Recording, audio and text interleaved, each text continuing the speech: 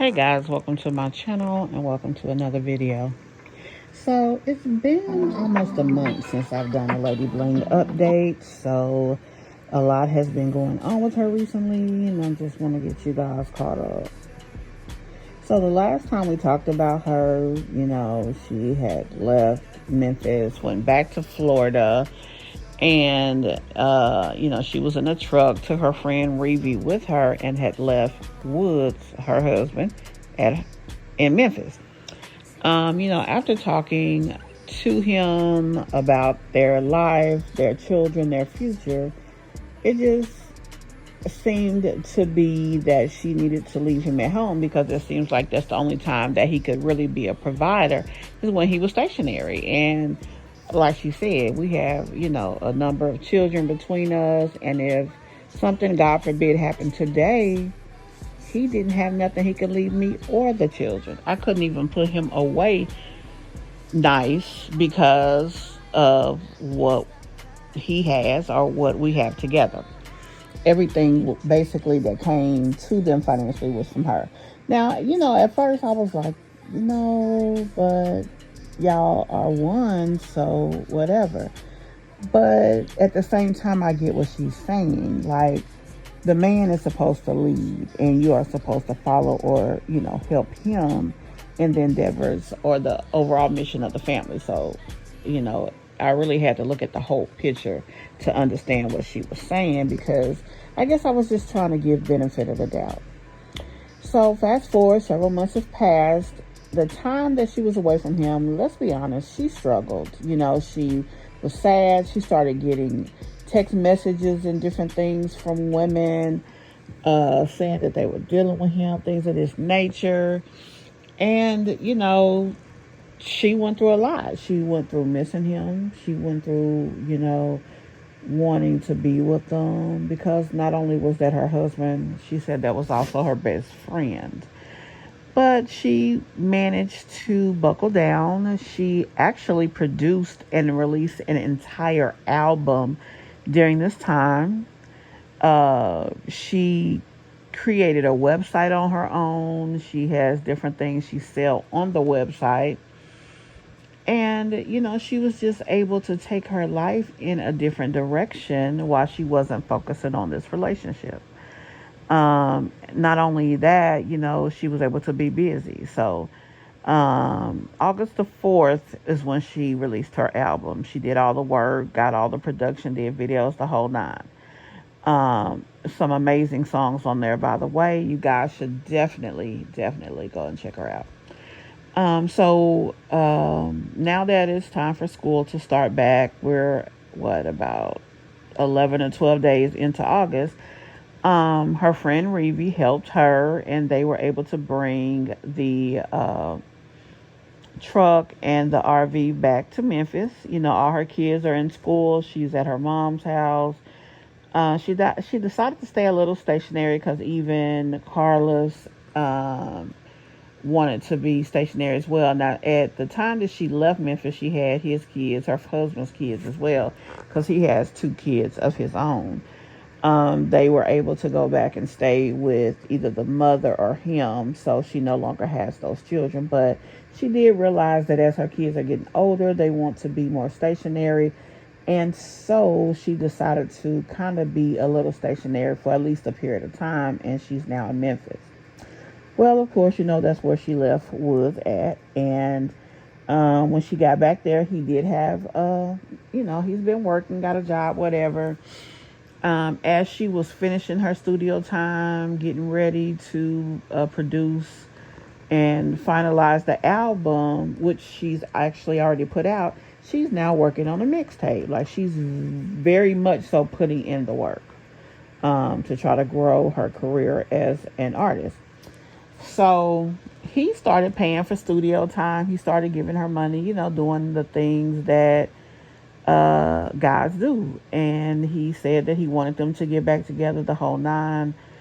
And so they started conversing back and forth. Now, she did say that she did not get personal with him. She has not slept with him, any of these things. But, she had started having conversations with him. As a matter of fact, one time she even went live with him there, and she said they was having a conversation. So last Thursday, she said she got a call from him at 7 o'clock in the morning saying that his chest was hurting, he was feeling really bad, and he was going to the hospital.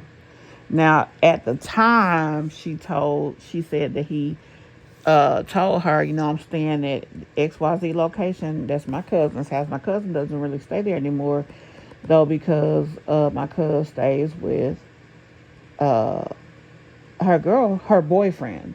But her house is a fixed income type of house, and she don't want to give it up just yet. So, she's basically let me stay there.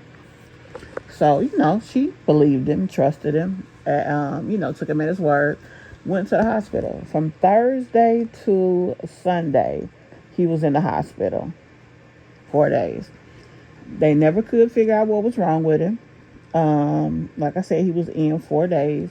She said every night about 2 or 3 a.m., or should I say early morning, he would have these situations so where his blood pressure would go up, his heart rate would get really high. They had to come in and probably do a bolus on him to try to stabilize him, but they never could figure out what was actually wrong. His blood pressure would shoot up whole 9 yards. Well, they checked every test that they could do. He didn't get worse, but he didn't really get diagnosed with anything. They finally just had to let him go home, and they did. So the night after they went home, he asked could he come to the trailer and stay at the trailer. She said no. I got Reevy there. Me and her stay in the trailer together. The kids are still staying in the house. That's just not a good idea. So she said, well, I can come over to your place. And he was like, well, I'm really sleeping on the couch. I'm not really sleeping in the bedroom. My cousin been back home. So that ain't, really something. I can't have you sleeping on the couch with me. So she took him at his word again. But so she told him, when you go home, charge your phone and we'll be on FaceTime. That way I can just keep an eye on you, even if you fall asleep, while I'm up, I'll be able to watch you, because I'm really worried about you. Well, he sends her a message at 8 o'clock that night talking about his phone finna die. He can't find his charger. Good night. So when she saw it, she was like, okay. So about 2 or 3 in the morning, she did call. She's worried, and she just really wants to check on him. Honey, she must have went over to the house. She knocks on the door. His son answers the door. She was under the impression that the son actually was at his mom's house, but he was there and he answered the door. So she was like, where's your dad? And he said, oh, he's upstairs. She goes upstairs. She goes into one room. Nobody's in there but a baby. She goes into the next room. He is in the bed. She sees him in the bed. She sees somebody else in the bed. And she sees a baby in the bed. And she's like, what in the hell is going on here? So she, still believing what he said, turns the light on. And is like, Hood, why did you not answer your phone? I've been calling you. She looks, the person that's in the bed is holding a baby, but she wasn't really sure who it was or anything because, number one, they have a kind of a guy's haircut, a real short haircut, something like a high and tight is the way she described it. She couldn't really see him in the face. But fast forward, find out it's a woman in the bed, a woman with a baby. He wakes up. I was asleep. I'm just waking up like this, like not knowing what the hell to say. She asked the girl, because he said, this is Jasmine. He was like, Jasmine that you said was your cousin? And so she asked, Jasmine, are you sleeping with my husband? The girl says, yes. She says she pauses a little bit, but then she says, yeah. At probably not knowing what to say anyway, because this woman is standing in her damn room. So her friend Reevy had drove her over there. Although she said she was going to go by herself, Reevy drove her over there. And Reevy said, I'm going to get the bag.